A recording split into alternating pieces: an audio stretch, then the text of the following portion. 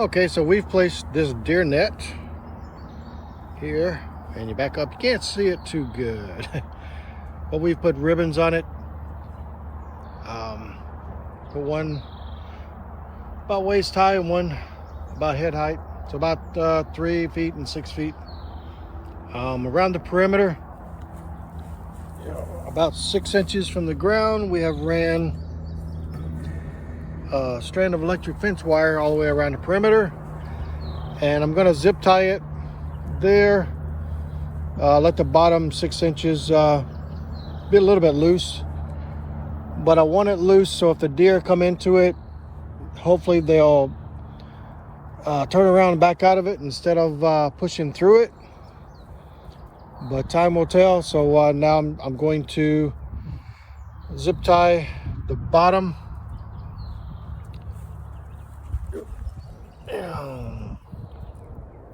to the wire. Okay, each roll of this is what's left over from one of the rolls. Each roll came with a package of ground staples, looks like 10 staples, and a package of zip ties.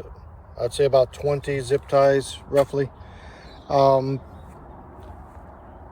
we already have those. We'll use the zip ties here to secure the bottom, but these we'll use in the to secure the ground cover for our plants outside in the trellises. Okay, I'm gonna have to come through here and cultivate these rows of okra and the peas over there a couple more times. So what I'm gonna do to make it easier on myself, I started on this end. I started here and went across, and then on the opposite end, I started on the opposite pole on the same side and went across, started with a new row. I'll put a piece of PVC pipe on here and then secure it to the pole so that I can just open up this whole side and do the same on the opposite end and be able to come in and out with a tractor. One of the reasons we're securing the bottom as well is, I don't know if you can see down the far end, but the wind is blowing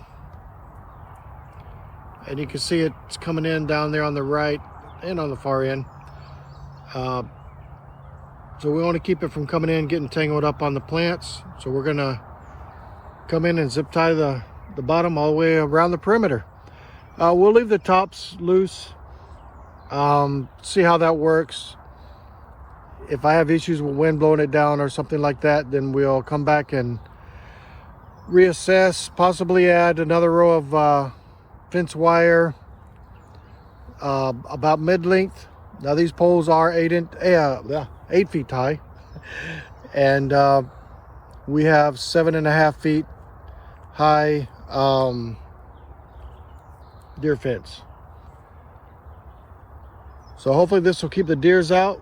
If not, we'll have to try something different. Well, this is the completed project.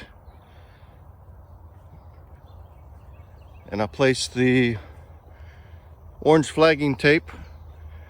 We reached up high, and then this is about head height. And some of them are a little bit lower, some a little higher, just to give the deer a depth and let them know that something's here. So far it's been up for 1 week now, and nothing has appeared to go through it. So far so good. So what I did on each side is I started over here on the corner. I started on this corner and then went that way.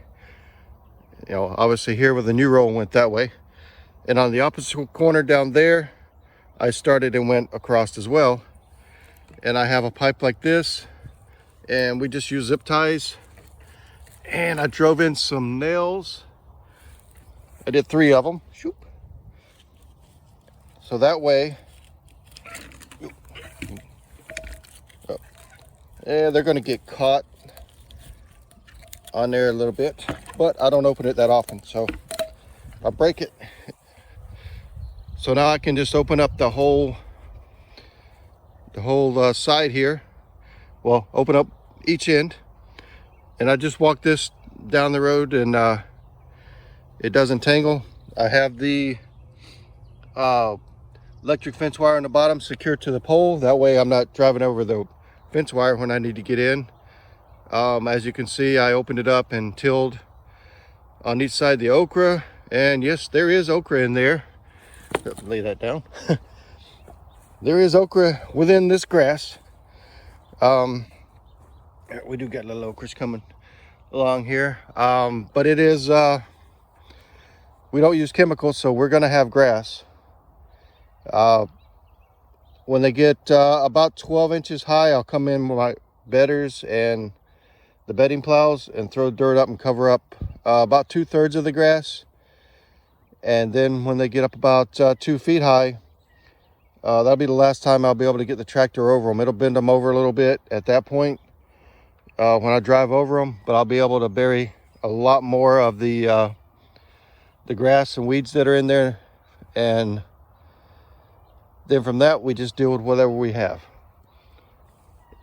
And you can see next to the okra here, we've got some purple hull peas. And when I come in with the healing plows, probably next week, they'll clean these middles up from a lot of the weeds and bury a little bit of that. We have a lot of problem here with, nut grass, which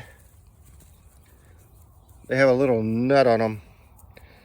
And these rhizomes will go down to like 3 feet deep, and they just spread out. So I mean, really, unless you go in 2 or 3 feet deep, you're always going to have it if you have it. Pulling it up by the roots is pretty much the only way to get rid of it. Besides hogs, they do real good. They'll root down and get it out if you can close in an area and let the critters work for you.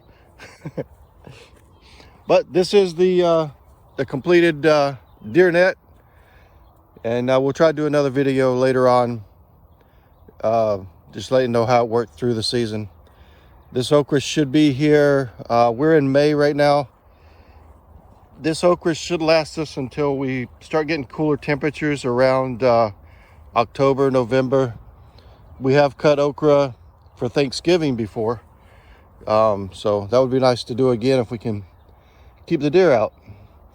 Hope this helps you, and you have a blessed day.